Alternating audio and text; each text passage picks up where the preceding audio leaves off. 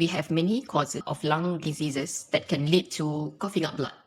So when you talk about serious lung diseases, for example, tuberculosis, lung infection, lung cancer, pneumonia, bronchiectasis, those are the common causes of coughing up blood that can happen among our patients. Sometimes when someone is having prolonged cough, it can be due to reflux or due to controlled asthma. This prolonged cough can also cause coughing up blood as well, especially if the forceful cough has actually injured the throat.